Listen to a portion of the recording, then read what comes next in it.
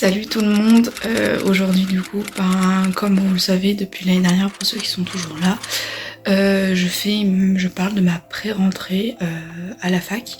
Donc là je suis en L3, l'année dernière c'était L2 du coup, logique. Et du coup je vais vous expliquer un peu tout ce que je vais faire en cours. Et pour ceux qui savent pas, qui se disent mais pourquoi elle parle de sociaux alors qu'on est sur une chaîne d'histoire. Alors déjà c'est une chaîne de base qui voulait parler de sociologie, d'anthropologie, d'histoire. Mais c'est vrai qu'elle s'est beaucoup basculée sur la Seconde Guerre mondiale. Voilà. Mais j'ai quand même gardé ce rythme-là de parler de ma pré-rentrée à la fac parce que je suis une étudiante, j'en ai déjà parlé plusieurs fois. Et du coup, comment vous dire ? Du coup, je vais vous parler de ma pré-rentrée, comment ça se passe, et en même temps, je vais faire dans les épisodes de mise au point pour ceux qui connaissent, où je vais parler un peu comment ça se passe la fac, et aussi comment ça se passe les vidéos. Je reste toujours dans ce rythme-là de parler aussi de mes études, qui sont aussi importantes, donc j'aime bien mettre les deux à la fois, l'histoire et mes cours. Donc voilà, pour ceux qui savent pas. Donc c'est parti.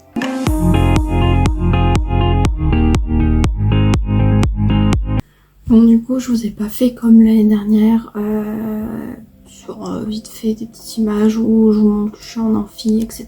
Bon, vous aurez compris le principe de mes anciennes vidéos, donc j'ai dit ça sert à rien de vous filmer que je suis en amphi, etc.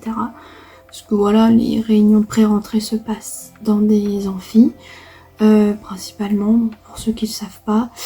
Et ensuite, du coup, on va parler principalement de l'emploi du temps, comment ça se passe, les matières qu'on va avoir.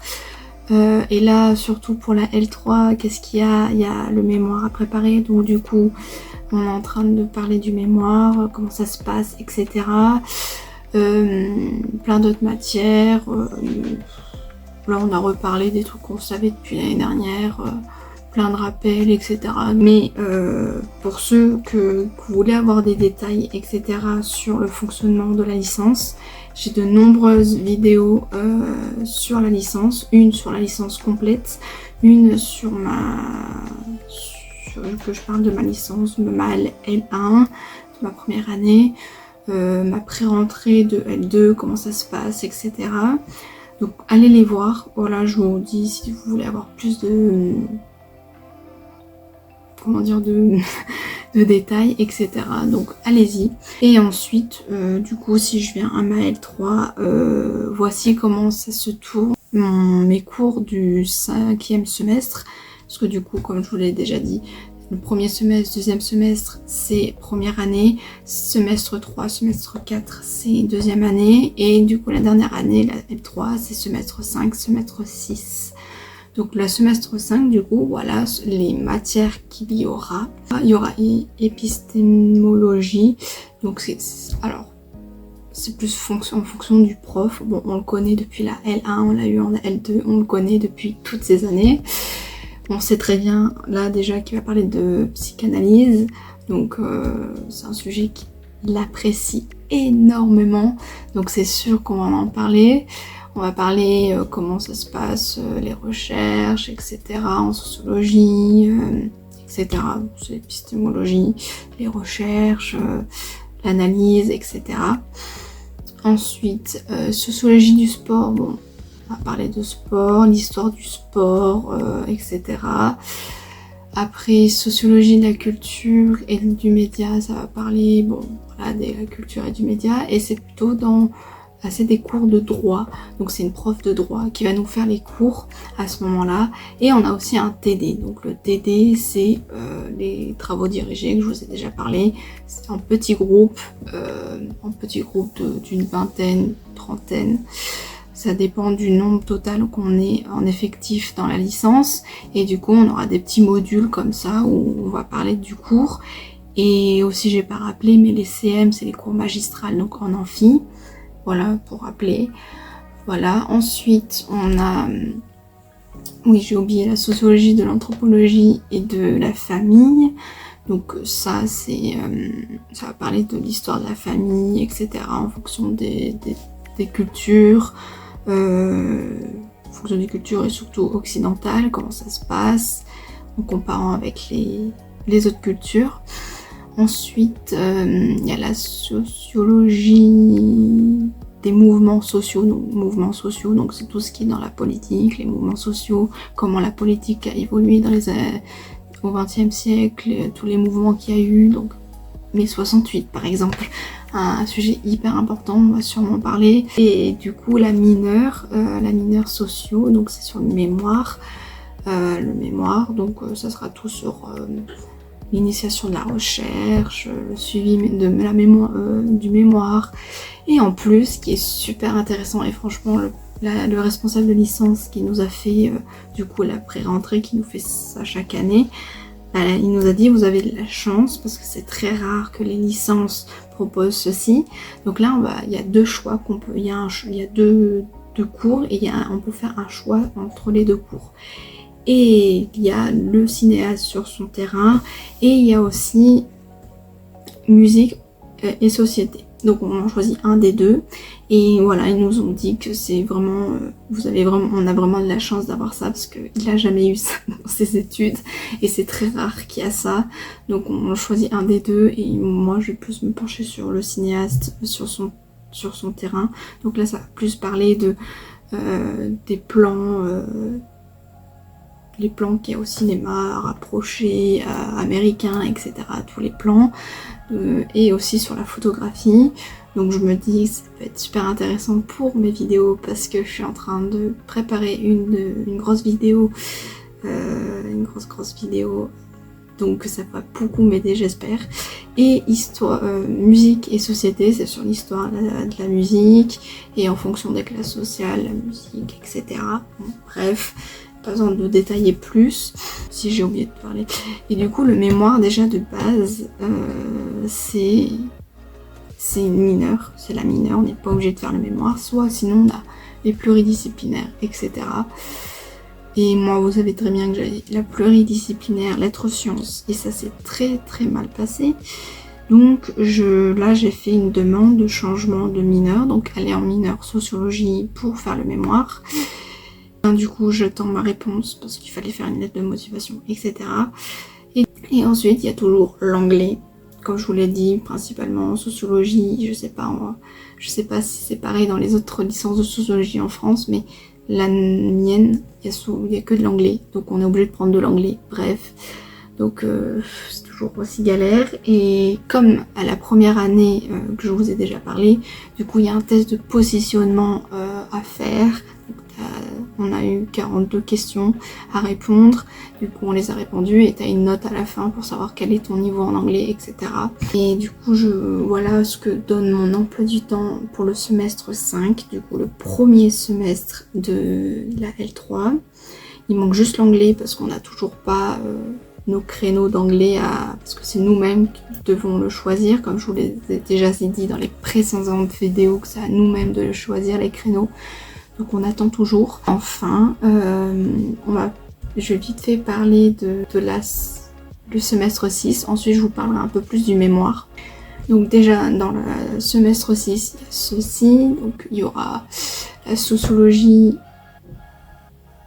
des classes sociales. Donc le CM et le TD. Et il y aura pauvreté et inclusion. Et exclusion, pardon. Exclusion, c'est pas grave. Alors le prof nous a dit, alors je sais pas si c'est pareil dans vos licences à vous, parce que les matières sont différentes selon les licences en France. En sociologie ça peut être différent à Toulouse ou à Paris, ça peut être différent les cours. Mais le cours qu'on a pauvreté et exclusion, le prof nous a dit, vous avez sûrement pas l'avoir comme matière parce que ils ont pas trouvé de prof. Voilà, pour dire qu'il y a beaucoup de soucis de prof. Le poste a été supprimé il n'y a pas très longtemps. Mais il nous a dit que ça fait depuis l'année dernière qu'ils essayent, avant que ça ferme, de trouver quelqu'un. Bah, ils ont trouvé personne. Mais ils ont quand même trouvé quelqu'un pour la matière qu'on a le premier semestre là. C'est quoi ? Mouvements sociaux. Un prof qui vient de Lyon, qui va faire des trajets d'aller-retour. C'est génial. Qui fait des trajets et tout pour venir nous voir, c'est super. Bref, et ben lui pour pauvreté et exclusion, on n'aura sûrement pas la matière, donc ça sera validé, donc ça sera neutralisé, donc validé directement. Donc c'est triste un peu pour nous parce que c'est un cours quand même qui pourrait beaucoup nous apporter. Donc c'est un peu bête. Mais bon, on peut faire comme ça, s'il manque de prof, il manque de prof. Hein. Et ensuite, comme notre matière, il y a sociologie et anthropologie de la santé. Donc la prof, elle était là à ce moment-là, donc elle nous a expliqué que qu'il n'y aurait pas vraiment d'anthropologie, mais plus de la sociologie. J'étais un peu triste, moi qui aime beaucoup l'anthropologie. Tant pis. Tant pis. Enfin, je sais pas si j'ai tout oublié. Ensuite, il y a une UE libre. Et l'UE libre, c'est là, on a tous un grand catalogue avec tout, plein de listes d'UE libre possibles. Il faut s'inscrire, etc. Il y a des places limitées, malheureusement.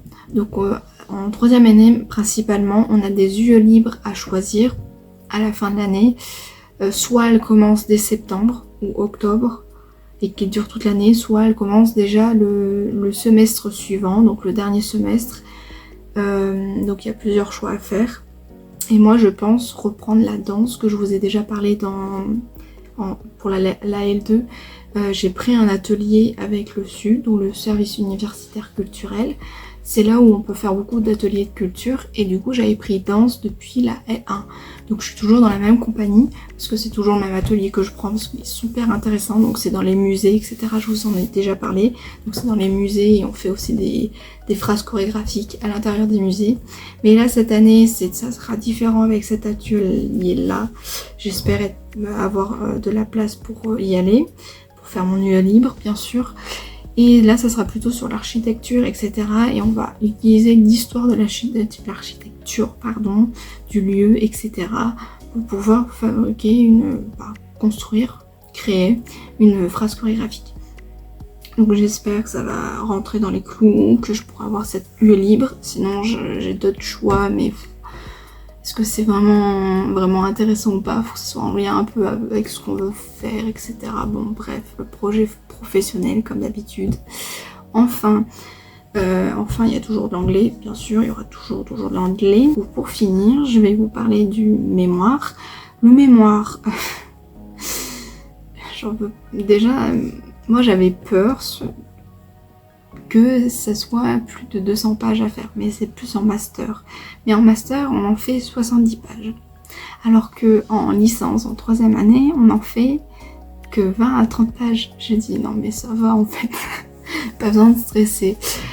Et je vous en ai peut-être déjà parlé vite fait de mon mémoire dans une des vidéos, mais il y a peut-être longtemps. Du coup pour le mémoire, ça fait bientôt 1 an que je suis dessus, en train de réfléchir dessus, de ce que je veux faire, etc. J'ai enfin mon idée, j'espère que ça va passer, ça va être un peu dur je pense. Et j'ai commencé à regarder des articles, etc. Qu'est-ce qu'il faut lire, des livres, etc. Parce qu'il faut lire des livres. Et puis voilà.